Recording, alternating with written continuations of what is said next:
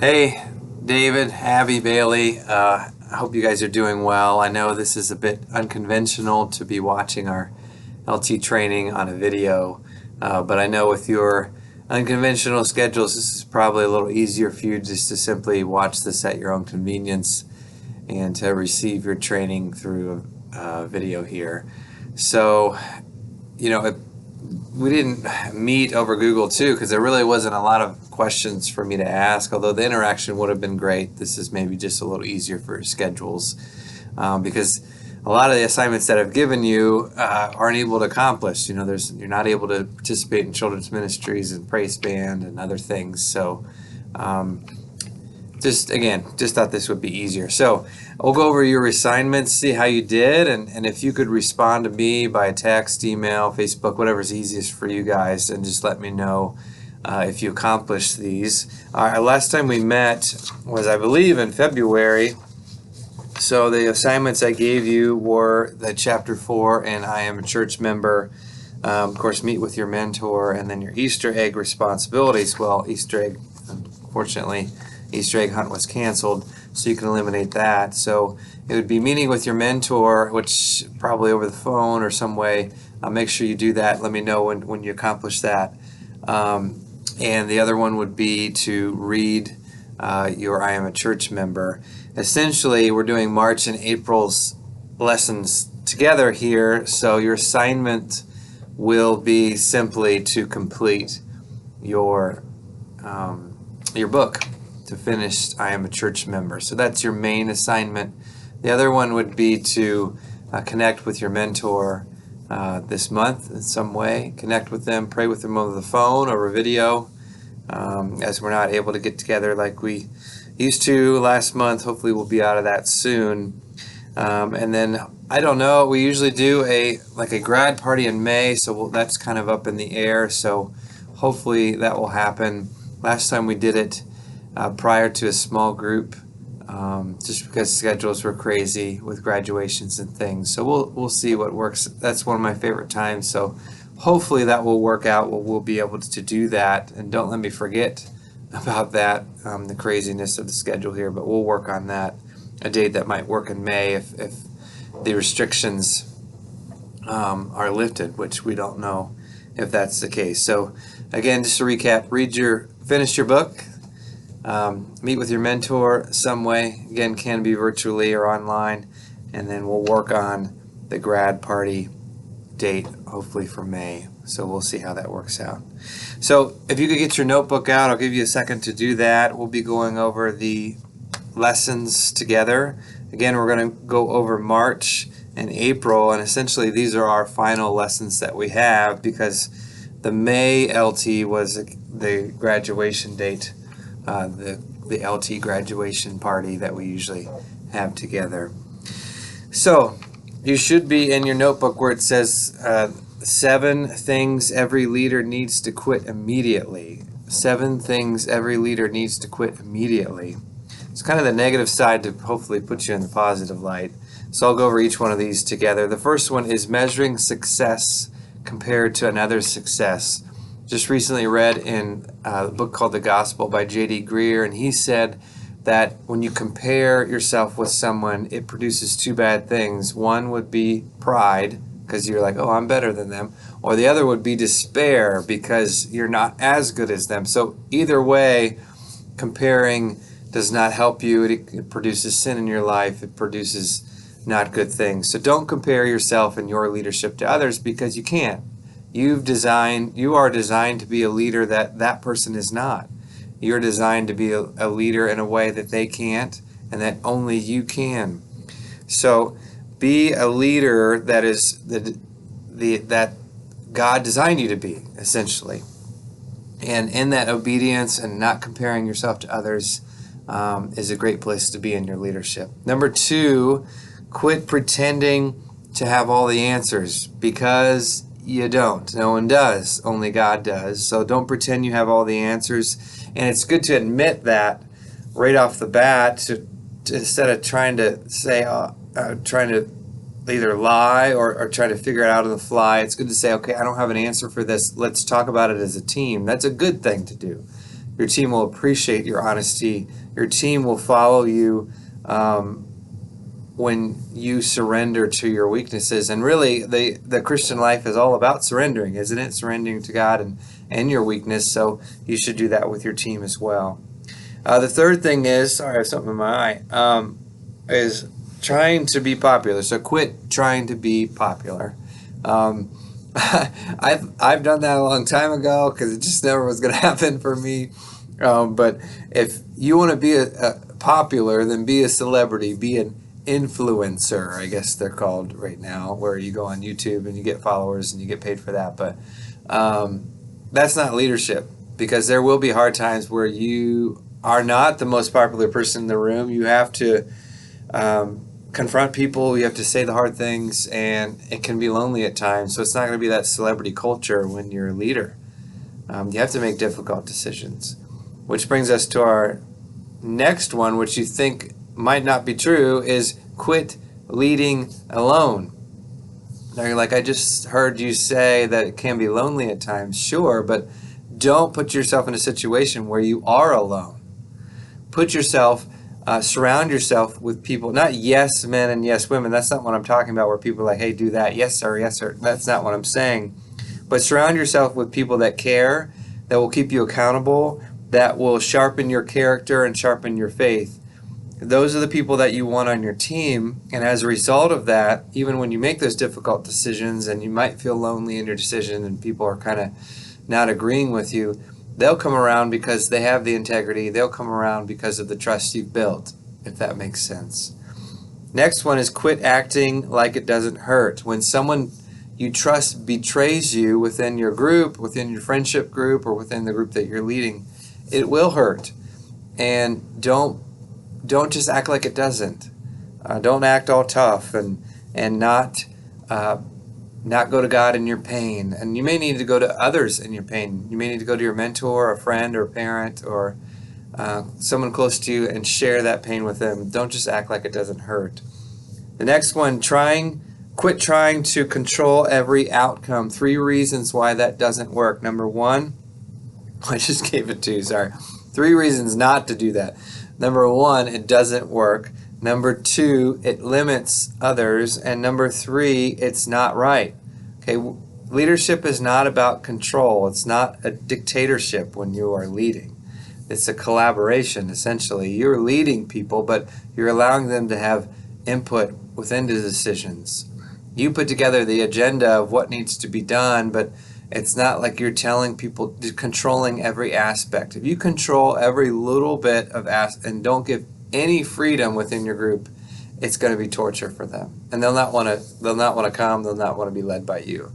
But if you give them a task, lead them, say this is our goal, have a mission, and reaching this mission, this is what we need to do together, and give them freedom in that, it'll be successful more often than not. Then lastly, stop ignoring the warning signs of burnout. So, there will be times in leadership where you will be burning the candle at both ends, so to speak, and you got to be careful of that. Take care of yourself. And if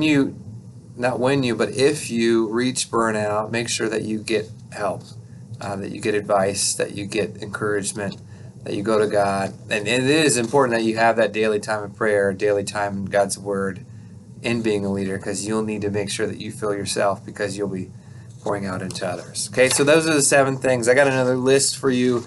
Go ahead and turn the page there, and we're going to go over the 9 common sense practices that are challenged when the pressure is on. 9 common sense practices that are challenged when the pressure is on. The first one is lead with sincerity. Lead with sincerity.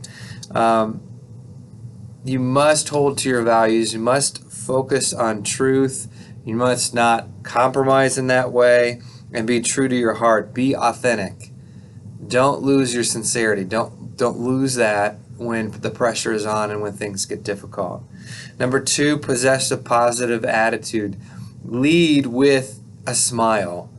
Lead with, don't deny reality when you're just, it's all like flowers and dandelions and riding on the unicorn on the rainbow, pooping Skittles kind of a thing, where it's like, oh, everything's fine, and right behind me, like, there's a fire. That's not what I'm saying. You're in reality, but you still have a positive attitude where you can draw encouragement to others and you can still be positive about what's going on. You guys have been on a mission trip before where things have not gone well or things have not gone according to plan. You're still able to say, okay, it didn't go to plan, but this thing happened. We saw God work, and that's the type of attitude that needs to happen in leadership. Number three is keep your promises. Nothing hurts your integrity as a leader more than when you promise something and you don't follow through. And that's something that could go out the door very quickly when the pressure is on. You're like, I know I promised this, but I got to get this done. Don't do that. Stick to your promises the best way you can. Don't break that trust. Number 4, give people your undivided attention, something that is a lost art in our culture today. Eye contact, use their name, possibly their full name when talking to them. And here's the important one. I don't even know where my phone is. Don't pull out your phone and your smartphone while you're talking to someone. Don't do that. Give them your full attention. An example in this article that I read about this was that even if you have 2 minutes in the lobby at church and that's all you have, give that person the best 2 minutes of their day. I think that's great. I think that's an important principle to remember. As a leader, sometimes we're like, oh, I don't have time. Well, you might have 30 seconds, and that 30 seconds could be really encouraging to someone. Now, as long as it's undivided attention. Number 5, make Jesus part of your conversation. Now, don't force it to where it's awkward. For them, like, oh, look at that water over there. Did you know that Jesus walked on water? I mean, where do you go in that conversation? Don't make it awkward, but it is important to bring Jesus's life and his sacrifice and his love and his leadership principles into your discussions from time to time, and definitely follow the leadership principles that Jesus had while here on earth, and the example that he gave us. Follow those and then implement those and then mention those as best you can. Number 6 is show up on time. Some of you listening to this, not a problem. You're on time. You're on time to you is 20 minutes early. Good for you. But that's not everybody. And some may struggle with being on time. And what that relays to people is a lack of concern for their time and a lack of respect. You're like, I didn't mean to. I woke up late, or I got a few red lights. Well, plan ahead, get there on time.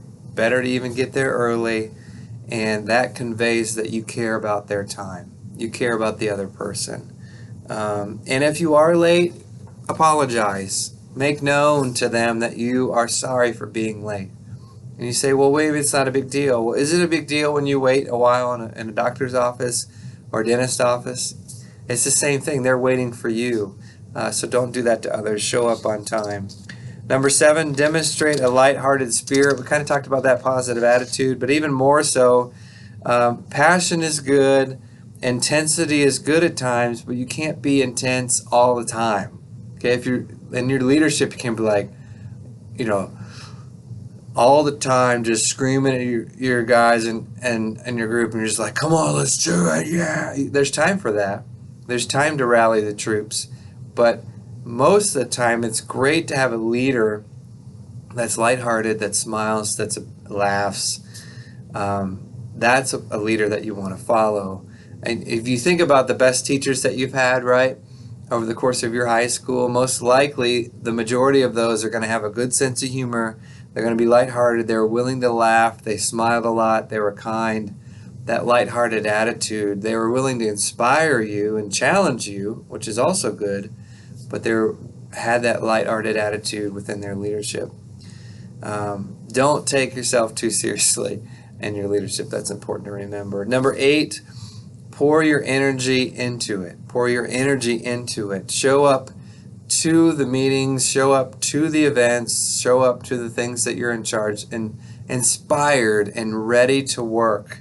And don't wait for others to inspire you. Like, just sit back and be like, I don't know if you remember that commercial. I think it was a Sprite commercial, and the guy's like, and he's like, what's my motivation like in the commercial? Well, don't wait for your motivation is already there. It's to serve God, serve Christ, and to love others, and you do that right away in your meeting, and people will follow that.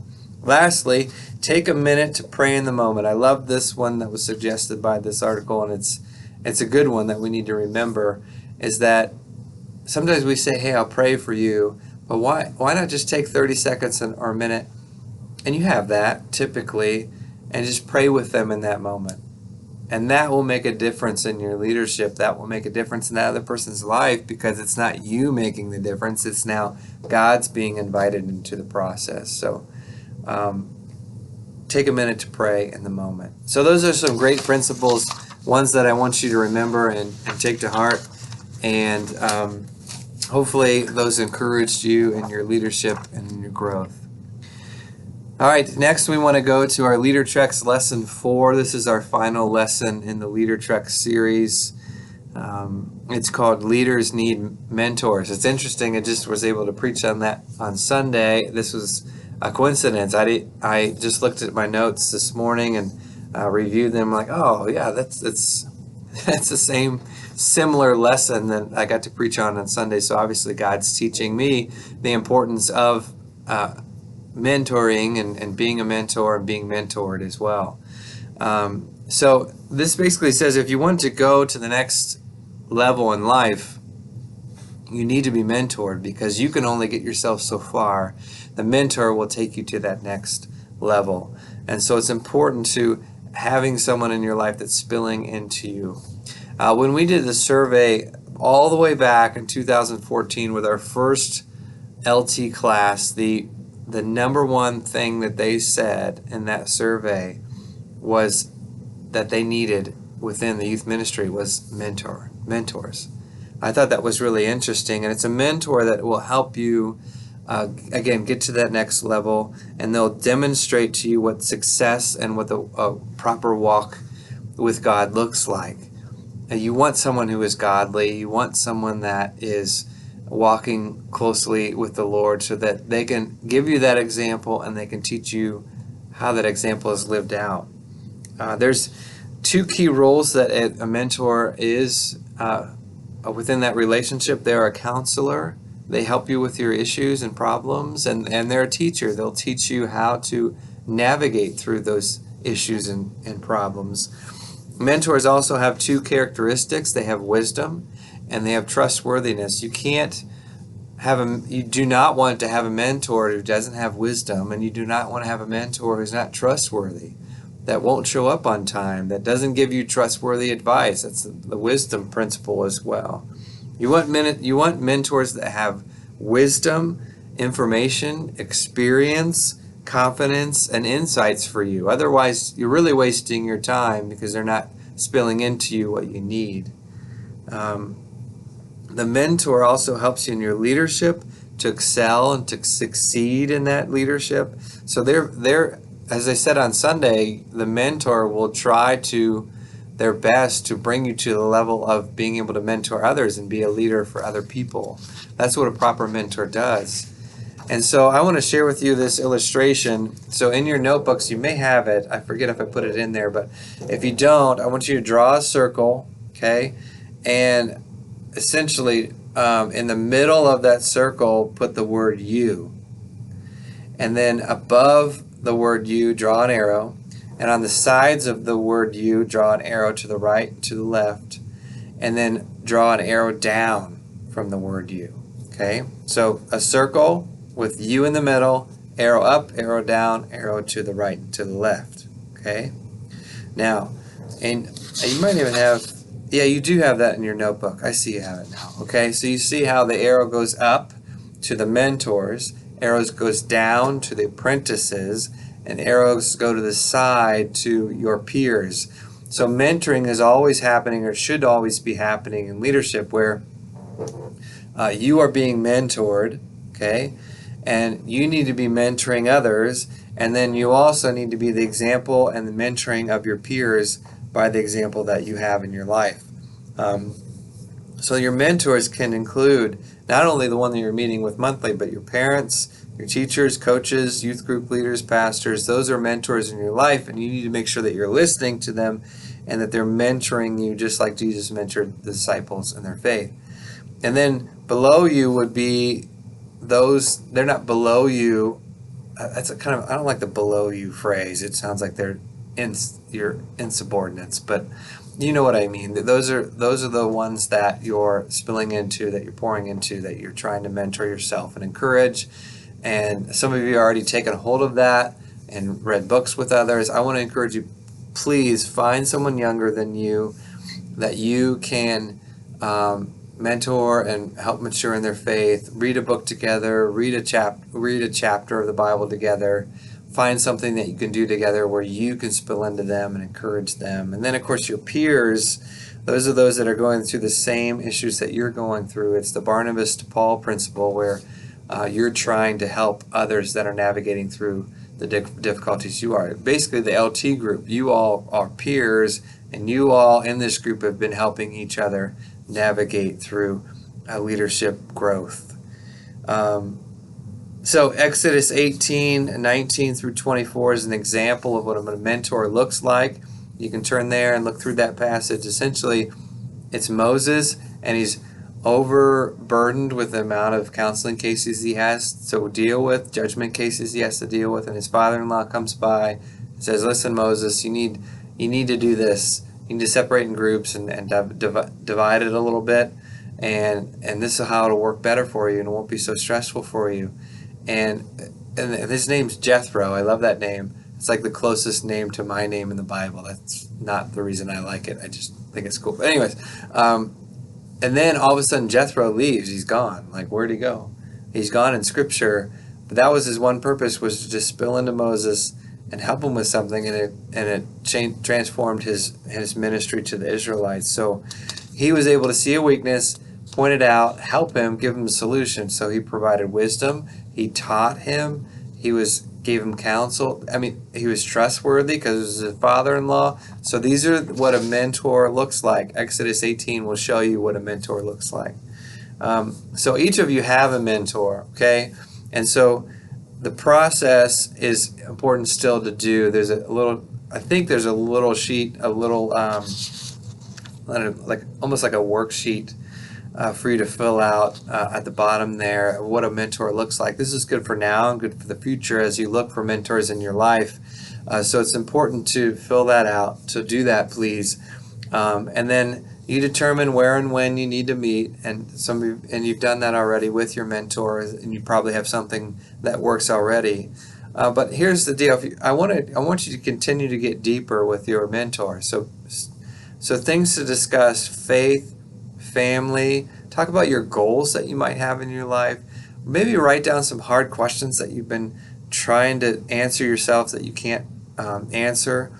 Give your mentor permission to hold you accountable for sins or struggles that you might have in your life. And develop maybe a list of questions that you have for that mentor. Take time in your notebook after our session today, which is going to end just a few minutes. Write down number 1 to 5, and write down some questions that you can ask your mentor. Listen to their advice. Listening is a big part of being mentored. Don't just go in there and shout out the questions and not listen to what they have to say. And then maybe ask them for resources like, hey, what books are you reading? What can I read that might help me with this? You say, I'll give you an example. Like you might go to your mentor and say, hey, I just have struggle having sympathy for others, or being kind to others, or loving others. And you're like, okay, here's a book called Love Does, or Everybody Always. This will help you love other people. And then have fun. Make your meetings unique. Make them, every once in a while, maybe go to a coffee shop or a milkshake. Go grab a milkshake or something that you like doing together, and make that a time, or go shopping, or cook a meal together, or do something together where you can walk and talk, so to speak, in your experience of being mentored. I think in your notebook you should have a space there to fill all that out, and then this will not only help you with choosing a mentor now, but in the future even more so, to where you go to college or you have you go get a job, other times in your life, at adulthood as well. These are, this is the type of mentor I need to look for and be part of my life. And then write down some questions that you now need to talk to your mentor about. Okay, well, that's really all I had for you today, was those two things. If you have questions for me, please feel free to send those back to me. I'm happy to answer. But again, your responsibilities for kind of finishing things up with LT would be finishing your book. Make sure you finish those chapters up. Meet with your mentor in some way. Meet with your mentoree, your apprentice, okay? And then fill out the remainder of your notebook there, the lesson we just went over in mentoring, and write down some questions that you want answered in your mentor relationship. So thank you for listening. I know, again, I'd rather share a meal with you. I really would, and spend some time with you all, but I'm praying for you, and I'm recording this on Monday, so I'll see you guys in just a few moments here, which is a good thing. Can't wait to see you guys, but I miss being around you and spending some time with you on Sundays and Wednesdays and events. It's just not the same. Miss you, but God has a plan through all this. He's teaching us. He's making us stronger, and He definitely is stretching my faith through this, and I'm sure He is with you. So there's your assignments for this month. And again, hopefully this will all be behind us next month. We'll be able to meet with a meal and for your graduation and celebrate together. Thanks, guys.